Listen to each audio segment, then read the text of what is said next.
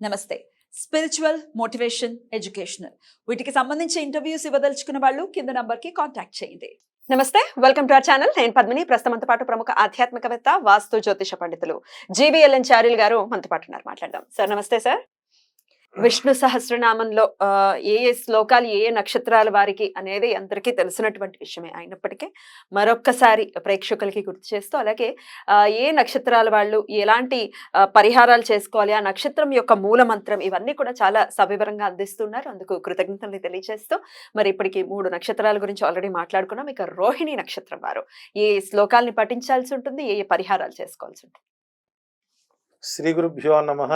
ఓం నమో నారాయణి. రోహిణి నక్షత్రం. రోహిణి అనగానే మేనమామలకు గండం అనేది అనాదిగా ఉన్నటువంటి మూఢనమ్మకం. మూఢనమ్మకం ఎందుకంటే ఇది కృష్ణ సంబంధమైన నక్షత్రం. కృష్ణుడు జన్మ నక్షత్రం. అష్టమితో కలిసినటువంటి రోహిణి నక్షత్రాన్ని ప్రామాణికంగా తీసుకోవాలి. అష్టమి నాడు ఒకవేళ రోహిణి నక్షత్రం వచ్చి ఆ రోజున పుడితే అష్టమ గర్భం. అవును, కంసుడికి.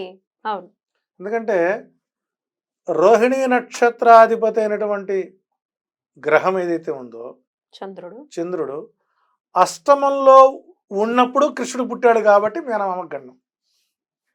అదర్వైజ్ ఇంట్లో ప్రతి ఆడపడుచుకు పుట్టే ప్రతి బిడ్డ వలన గనక గండాలుంటే ఇక ఆడపిల్లకి కూడా పెళ్లి చేయరు.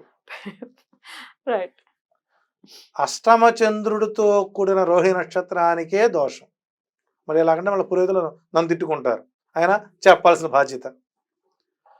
మొదటి పాదం మేనమామకు తల్లికి, ఈ వరుస 4 పాదాలు కూడా రోహిణి శాంతి నక్షత్రమే. శాంతి చేసుకోవాల్సిందే.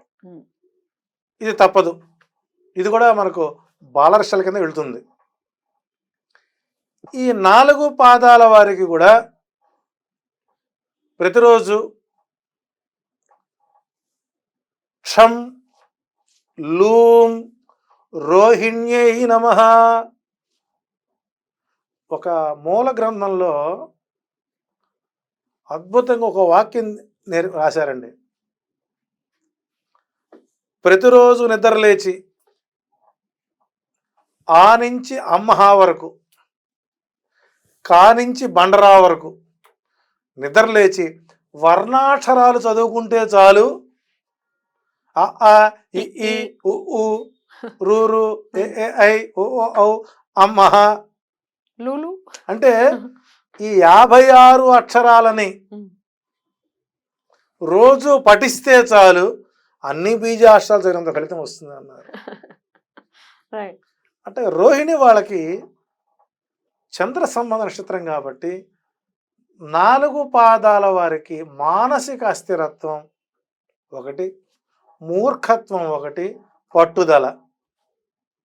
ఇంకో రహస్యం కూడా ఉంది. శకుని యొక్క నక్షత్రం కూడా రోహిణి నక్షత్రం. అందుకే శకుని మామ అంటారు. కాబట్టి ఇక్కడ ఈ క్షం లూం రోహిణ్యే నమః అనే మంత్రాన్ని 11 సార్లు పఠించుకోవడం ఉత్తమం. రోహిణి నక్షత్రం వారు శ్రీకృష్ణారాధన చేయడం అనేటువంటిది మంచిది. నిజంగా భాగవతంలో ఒక ఘట్టం ఇస్తాడు. శ్రీకృష్ణుడికి ఒక బ్రాహ్మణుడు ఒక స్నేహితుడు ఉన్నాడు, కుచేలుడు. ఇంకో ఆయన కూడా ఉన్నాడు. ఇంకొక ఆయన నందకుడు అనే హోతను బ్రాహ్మడు ఉన్నాడు. నందకుడు. ఇక్కడ శ్రీకృష్ణుడు చాలా తెలివిగా కుచేలుడు యొక్క అటుకులు తీసుకున్నట్టు చెప్పారు, కానీ కుచేలుడు తనకు ఏ ఆతిథ్యం ఇచ్చాడో మనకు ఎక్కడ ఇవ్వలేదు. అది మనకు ఈ రోజున చూసుకున్నట్లయితే రోహిణి నక్షత్రం ప్రతి 27 రోజులకు ఒకసారి వస్తుంది. ఈ 27 రోజులకు ఒక్కసారి క్షుద్బాధతో ఉన్నటువంటి బ్రాహ్మణుని ఇంటికి పిలిచి, క్షుద్బాధతో ఉన్నటువంటి ఒక బ్రాహ్మణుని పిలిచి ఆ బ్రాహ్మణుడికి చక్కటి గోవు పాలు, అవకాశం వరకు న్యాచురల్ ఆవు పాలు, సరే అన్ని ప్యాకెట్స్ వస్తున్నాయి మనకు. ఏ సీజన్లో ఏ పండు అయితే వస్తుందో, ఏ సీజన్లో అయితే ఏ పండు వస్తుందో ఆ పండు యొక్క గుజ్జును తీసి ఈ పాలలో మిశ్రమం చేసి ఒక చక్కని తెల్లని వస్త్రం అతనికి ఇచ్చి ఇది దానం చేసి ఆయన ఆ దానాన్ని గ్రహిస్తాడు. రోహిణి నక్షత్రం వారికి ఆ రోజు నుంచి పురోభివృద్ధి మొదలవుతుందండి. 27 రోజులు క్యాలెండర్లు గుర్తుపెట్టుకోండి, ఏ నెలలో ఏ రోజు వస్తుంది. మనం ఒక సినిమాకి వెళితే అయ్యే ఖర్చు, ఈ రోజున ఒక కార్పొరేట్ థియేటర్లో 1000 రూపాయలు ఖర్చు అవుతుంది ఒక టికెట్కి.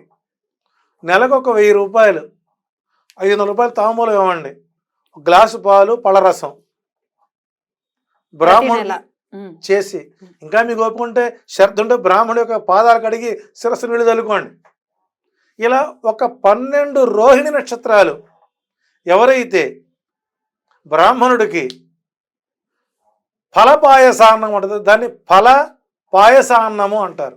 ఫలముతో కలిసినటువంటి పాయసం, దాన్ని కనుక అతనికి త్రాపించి అతని ఆశీస్సులు తీసుకున్న వాళ్ళకి 12 పుష్కరాలు మంచి ఫలితాలు.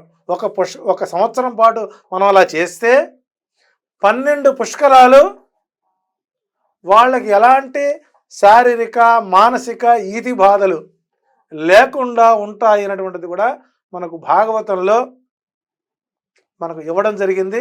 దీనికి మనకు పురంధరోపాఖ్యానంలో మంచి ఉదాహరణ ఇవ్వడం జరిగింది. అలా ఇక విష్ణు సహస్రనామానికి వచ్చేసరికి రోహిణి నక్షత్రం వారు మొదటి పాదానికి 13వ శ్లోకాన్ని ఇచ్చారు. రుద్రో బహుశిరార్భుర్ విశ్వయోని శుచిస్రవా అమృత శాశ్వత స్థానుర్వరారోహో మహాతపా అనేటువంటి 13వ శ్లోకాన్ని పఠించటం వారికి ఉత్తమ ఫలితాన్ని ఇస్తుంది. అట్లాగే రోహిణి నక్షత్రం 2వ పాదం వారికి 14వ శ్లోకం, రోహిణి నక్షత్రం 3వ పాదానికి 15వ శ్లోకం, రోహిణికి 4వ పాదానికి 16వ శ్లోకం. ఇవి చేసుకుంటూ ప్రతి రోహిణికి మీకు దగ్గరలో మీకు ఇంటికి పిలిచిన అవమానం అనుకుందాం. దానం ఎలా ఉండాలంటే అనుభవించేది ఆగ్రహించేదిగా ఉంటేనే ఆ దాన ఫలితం వస్తుంది. కాబట్టి మీకోసం మీ పురోభివృద్ధి కోసం ఒక పుష్కర కాలం మీరు ప్రశాంతంగా ఉండడం కోసం రోహిణి నక్షత్రం వారు ఫలపాయసాన్నాన్ని బ్రాహ్మణుడు దానం చేసుకుంటూ ఈ 4 శ్లోకాలు పారాయణ చేసుకోవడం ద్వారా మీకు మంచి ఫలితాలు వస్తాయని నారదుడు రోహిణి నక్షత్రం వారికి విష్ణు సహస్రనామంలో ఈ 4 శ్లోకాలని కేటాయించాడు. కాబట్టి ప్రయత్నం చేయండి, ఫలితాన్ని పొందండి. రైట్ అండి, థ్యాంక్ యూ సో మచ్. నమస్తే.